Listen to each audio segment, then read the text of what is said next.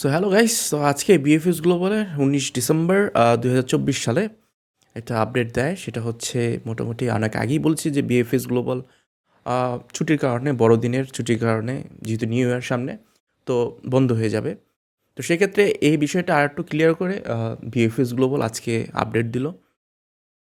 এই যে আপডেটটা আপনি দেখতে পাচ্ছেন, আমি কিন্তু আমার কমিউনিটিতে যখনই আমি এখন আপডেট পাই আমি কিন্তু শেয়ার করে দিই। সো 22 থেকে 31 ডিসেম্বর পর্যন্ত তিনোটা সেন্টারেই ঢাকা, চট্টগ্রাম, সিলেট তাদের কার্যক্রম বন্ধ রাখবে 22 থেকে 31 ডিসেম্বর পর্যন্ত। ঠিক আছে, তারপরে এখানে বলা হয়েছে ইতালি অ্যাম্বাসি নির্দেশনা অনুযায়ী চট্টগ্রাম, ঢাকা, সিলেট আবেদন সেন্টারে ভিসা ও লিগালাইজেশন আবেদন জমাদান প্রক্রিয়া 22 থেকে ডিসেম্বর পর্যন্ত বন্ধ থাকবে। এখানে ওয়ার্ক ভিসার পাসপোর্ট জমা নেওয়া তো বন্ধই। তো এখানে বলা হয়েছে যারা ভিজিট আছে, তারপরে ফ্যামিলি ভিসা আছে, যাদের জমা দেওয়ার জন্য ভিজিট ভিসা আছে, তো তাদের ক্ষেত্রে কিন্তু এগুলা বন্ধ থাকবে। এখন লাস্টে একটা কথা বলছে এখানে, যদি আপনারা দেখে থাকেন, যে during the period of submission closure passport return for work visa and passport back for passport and legalisation will remain open.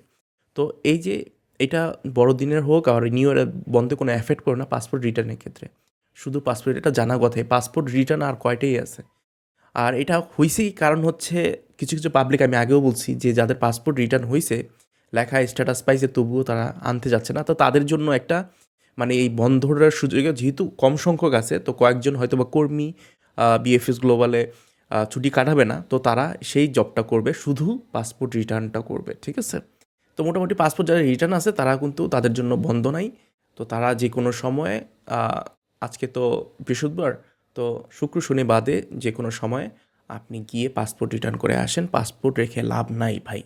তো এ হচ্ছে বিএফএস গ্লোবালের আপডেট। এখন পৃথিবীতে অন্য কোনো রাষ্ট্রে বা অন্য কোনো অ্যাম্বাসিতে এমন নজির আছে কি না যে আপনার পাসপোর্ট একবার জমা রেখে তারপরে পাসপোর্ট আবার ফিরিয়ে দেওয়া উইদাউট এনি টাচ?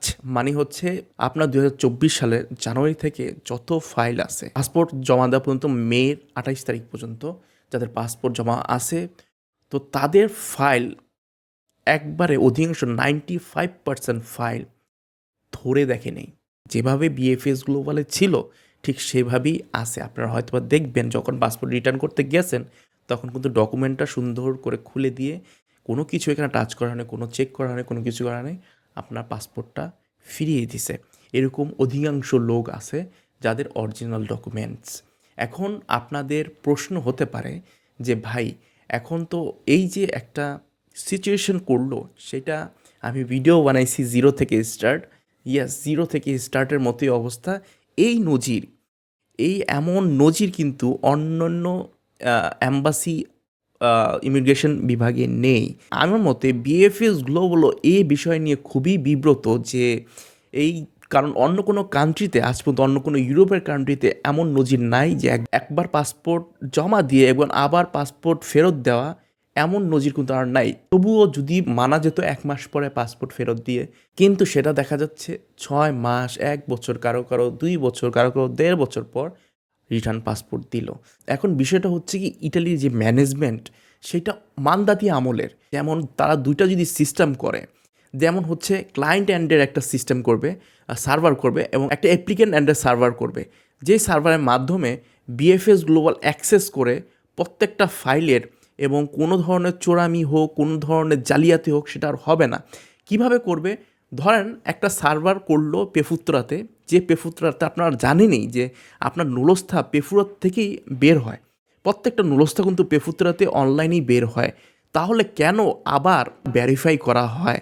দেখেন, এখানে কিন্তু একটা যে ওল্ড নিয়মগুলো, ওল্ড সিস্টেমগুলো, এইসব সিস্টেমের কারণেই ইটালি অ্যাম্বাসি হোক, ইটালি ইমিগ্রেশন বিভাগ হোক, তারা এত লেট করতেছে। এই যে বর্তমানে এত অ্যাডভান্স হয়ে গেছে সব কিছু, কিন্তু তাদের এই যে নুলস্থা ম্যানুয়ালি চেক করা, এগুলো আসলে হতাশাজনক আমার মতে। এই যে এত নুলস্থা কেন ইটালি অ্যাম্বাসিতে জাল হিসাবে জমা আছে? বিকজ আপনি দেখেন, আপনি একটা বাড়ি বানাইছেন, ওই বাড়িতে আপনি দরজা জানলা কিছু দিলেন না, তাহলে তো সেখানে চোর ঢুকবেই। বিকজ আপনি সেটা সুযোগ করে দিয়েছেন, আপনার নিয়মের ভিতরে কোথাও গলদ ছিল, তাই তারা সুযোগ পাইছে। That's it. অবশ্যই আপনি ফাঁক ফোকর তৈরি করে দিছেন বিধায় আজকে এই যে সমস্যাটা হচ্ছে, পাসপোর্ট সবাই রিটার্ন ব্যাক পাচ্ছে। এখন আপনাদের মনে অনেকের প্রশ্ন জাগে, এই যে এত বছর পাসপোর্টগুলো আটকিয়ে রাখলো, তাহলে তাদের কাজগুলো এত ধীরে কেন হলো? দেখেন, এখানে একটা পলিটিক্যাল গেমও চলতেছে। আমাকে একজন ভালো একটা কমেন্টস করছিল এক ব্যক্তি, আমি তার নামটা জানি না, বাট আমার কমেন্টটা অনেক মাথায় লাগছে ব্যাপারটা। যে তিনি বলছিল যে ভাই দেখেন এটাকে স্ক্যামের মতো একটা হইতে পারছে, দেখেন এটা স্ক্যাম বলতে কিছু কিছু বিষয়ে যদি স্ক্যাম হয় এটা আপনি বুঝবেন 2025 সালের জানুয়ারি ফেব্রুয়ারি মাস গেলেই কিন্তু আপনার প্রশ্নে আপনি উত্তর পেয়ে যাবেন এটা স্ক্যাম কি না। দেখেন অনেক মানুষ ইটালিতে কিন্তু অবৈধভাবে যাচ্ছিল লিবিয়া হতে, এটা কিন্তু মানে রোধ করা ইটালির সরকারের পক্ষে কিন্তু একটা মানে সমস্যা হয়ে দাঁড়িয়েছিল। তো সেই সময় কিন্তু এই যে আপনার ক্লিক ডে, এই যে আপনার যে ফ্লুসি ঘোষণা করা হচ্ছে, এত এত ফ্লুসি, তো এইখানে একটা জিনিস হতে পারে যে ফ্লুসি ঘোষণার মাধ্যমে বাংলাদেশে যারা আহ, কিছু টাকা পয়সা আছে অ্যাপ্লিকেন্টের, ধার দেনা করেও হোক তারা তো টাকা পয়সা দিয়ে ইটালি যাবে, তো তারা করলো কি, তারা এই যে আপনার এত সংখ্যক কোটা বাড়ালো, এবং কোটা বাড়ার ফলে কি হবে, অনেক মানুষ কিন্তু এই কোটার ভিতরে আবেদন করলো। এই আবেদন করে পরবর্তীতে কিন্তু এরা কিন্তু পুরোপুরি আটকা, তাদের কাছে নগদ ক্যাশও নাই, বিকজ এখন তারা সে কোটার প্রেক্ষিতে তারা নুরস্থার জন্য অনেক টাকা কিন্তু ইটালিও কিছু বাংলাদেশি আছে তাদের কাছে জমা দিয়ে দিছে।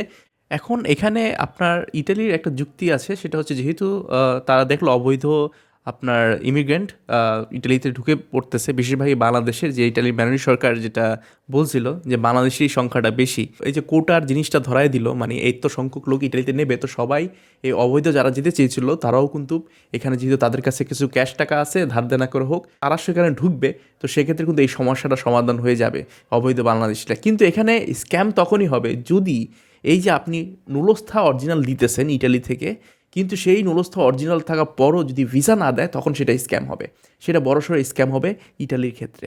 ঠিক আছে, তো সেটাও বোঝা দরকার। এখন যদি তারা এই যে তাদের নুলস্থার আন্ডারে অরিজিনাল নুলস্থা, এখন আমার কথা হচ্ছে নুলস্থা আপনারা এমনভাবে বের করেন, আগে মানুষ কি মনে করতো নুলস্থাকে, এখনও অনেক যারা দুবাই কুয়েত সৌদি আরবে থাকে তারা নুলস্থাকে ভিসা বলে। মাঝে মাঝে আমি অনেকে মেসেজ করে আমাকে বলে যে ভাই আমি একটা ভিসা পাইছি, তখন আমি নিজে বলি ভিসা পাইছেন মানে, তারপর চিন্তা করলাম যে নুলস্থা, হ্যাঁ অনেকেই ইটালি যারা আগে ছিল ইটালিতে যারা এই যে এইসব নুলস্থার কাজ করে তারা এটাকে ভিসা বলেই বলে, কারণ এইটাই নুলস্থা মানেই হচ্ছে ভিসা, ওয়ার্ক পারমিট যদি অরিজিনাল হয় ভিসা হবেই।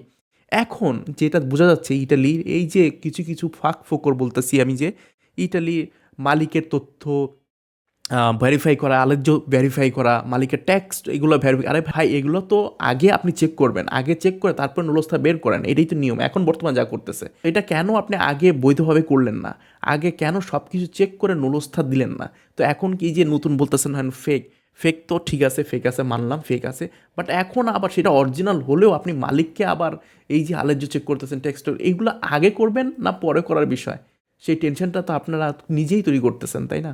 এইগুলো ভেবেই কিন্তু আমার ওই সাবস্ক্রাইবার এই কমেন্টটা করছে, আমি বুঝতে পারছি সেটা। তো এখানে একটা স্ক্যাম হতে পারে, আপনার কথা রাইট আছে, যে ব্যক্তিটা বলছিল আমি তার নাম আমি জানি না, হতে পারে এইসব জিনিস, এটাও কিন্তু ফালানো বিষয় না। দেখেন এটা কিন্তু যে চিন্তা করতে হবে তাহলে অনেক মন মানসিকতা তার সেই চিন্তা ভাবনা থাকতে হবে, তাহলে কিন্তু বোঝা যাবে। এখন আসি হচ্ছে দেখেন আরেকটা আজকে মেসেজ আসলো আমার, ওটা আমি শেয়ার করব না বিকজ ব্যক্তির পার্সোনাল ম্যাটার, ওটা আমি যদি তাকে জিজ্ঞেস করতাম তাহলে আমি একটু শেয়ার করতাম। যাই হোক, তিনি ওই গতবার বলছিলাম যে অ্যাপয়েন্টমেন্টের কথা, তিনি অ্যাপয়েন্টমেন্ট পাইছে ঠিক আমি আগে যেই তারিখে একজন অ্যাপয়েন্টমেন্ট পাইছে ঠিক ওই তারিখেই অনেকে অ্যাপয়েন্টমেন্ট পাইছে, কিন্তু আমাকে কিছু কিছু সংখ্যক লোক আবেদনকারী আমাকে মেসেজ দিয়ে জানাচ্ছে 8ই ডিসেম্বর একজন অ্যাপয়েন্টমেন্ট পাইছে, ঠিক আছে, অ্যাপয়েন্টমেন্ট পাইছে, এবং তারও আবার সেম 11 তারিখে আপনার মেসেজ আসে বা 2বার কল দেওয়া হয় তাকে তাকে বিএফএসগুলো পাসপোর্ট জমা দেওয়ার জন্য। সো পাসপোর্ট জমা দেওয়ার পর সে 11 তারিখে পাসপোর্ট জমা দিয়ে আসে, আজকে তার মেসেজ আসে যে তার ডিসিশন ইটালি অ্যাম্বাসিতে তার ডিসিশন হয়ে গেছে। ঠিক আছে, আমি মেসেজটা যদি পারি শেয়ার করি, দাঁড়ান ওয়েট, আমি মেসেজটা যদি পারি আমি শেয়ার করি, দাঁড়ান আমি এটাকে ব্লুর করে দেবো, আপনারা এটা দেখতে পারবেন না বিকজ এটা একটা গুরুত্বপূর্ণ ID. A decision has been made by Italy embassy Dhaka, it will be forward to visa application centre. মানে হচ্ছে এটা তার অ্যাম্বাসিতে তার পাসপোর্টটা জমা দিছিল এবং সে পাসপোর্ট অনুযায়ী তার ডিসিশন মেক হয়ে গেছে, মানে ডিসিশন হয়ে গেছে ভিসা হবে কি না। তো ইট will be forward to visa application centre, মানে এটা আপনার ফরওয়ার্ড করা হবে মেসেজটা, ঠিক আছে? ভিসা অ্যাপ্লিকেশন সেন্টারে ফরওয়ার্ড করা হবে, তখনই তার একটা রিসিভ মানে রেডি ফর কালেকশন আসবে। দেখেন এইগুলো কিন্তু আমি অনেক আগেই বলছি যে রেডি ফর, সেই অ্যাপয়েন্টমেন্টে যে ব্যক্তিটা আছে 8 ডিসেম্বরে সে অ্যাপয়েন্টমেন্টের মেসেজ পাইছে এবং তার কিন্তু পাসপোর্ট জমা রাখেনি। ঠিক আছে, স্ক্যান কপি, ওই স্ক্যান কপির বলছে যে স্ক্যান কপির মতোই রাখবে। 3 দিন পরে তার পাসপোর্ট জমা নিছে কল করে। তো বুঝছেন ব্যাপারটা? তো কল করার পর এই যে আজকে ভিডিও বানাইতেছি তখনই কিন্তু তার মেসেজ আসে, সে আমার কাছে শেয়ার করে মেসেজটা, এই যে মেসেজটা সে শেয়ার করে। তো তার ডিসিশন কিন্তু হয়ে গেছে, কয়েকদিনের ভেতরে হয়তো বা বিএফএস গ্লোবালের কিছু কাজ আছে, বিএফএস গ্লোবাল সেই কাজটি করে তাকে কালেকশনের মেসেজ পাঠাবে। ইনশাল্লাহ তিনি ভিসা হবে তার, যেহেতু তার 3 দিন পরেই তার ভিসা রিসাবমিটের জন্য আপনার বিএফএস গ্লোবাল থেকে কল দেওয়া হয়েছে। সো টেনশনের কোনো কারণ নেই, আপনারা যারা অ্যাপয়েন্টমেন্টের জন্য অপেক্ষা করতেছেন তারা খুব শীঘ্রই আপনারা অ্যাপয়েন্টমেন্ট পাবেন এবং সেটার জন্য কোনো আর অপেক্ষা করতে হবে না কোনো গ্যাজেটের বা কোনো নিউজের। সেটা কিন্তু আস্তে আস্তে যদি আপনার ফাইল ওই যে বললাম অরিজিনাল থাকে, তাহলে আপনি অ্যাপয়েন্টমেন্ট পাবেন এবং খুব 3 দিন পরেই আপনি হয়তোবা পাসপোর্ট জমা দেওয়ার জন্য কল পাবেন বিএফএস গ্লোবাল থেকে। তো আজকে হয়তোবা অনেক নিজের ফ্রাস্ট্রেশন আছে, অনেকের মনের ভাব প্রকাশ আছে, সেগুলোর উপর আমি তো চাই সেগুলোর উপর ভিডিও বানাতে। অনেকের মনের কথাও কিন্তু আমি বলে ফেলি, যাদের মনে কী কী কাজ চলতেছে, কত কোয়েশ্চেন চলতেছে, ইটালি ভিএফএসের প্রতি যে আক্ষেপগুলো আছে সেগুলো প্রকাশ করার ট্রাই করি। তো যদি ভালো লেগে থাকে অবশ্যই ভিডিওটা সাবস্ক্রাইব করে রাখবেন, লাইক শেয়ার কমেন্ট করবেন। বাই, ভালো থাকবেন।